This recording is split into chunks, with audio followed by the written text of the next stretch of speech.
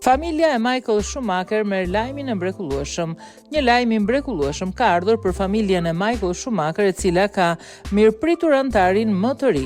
Vajza e legjendës së Formula 1, Gina, ndau lajmin që voglushi Mile ka ardhur në jetë. Në një postim në Instagram nga vajza e pilotit legjendar, shkruaj: "Mirë se erdhe në botë Milli, të lindur në 29 mars, zemrat tona janë më të mbushura se kur.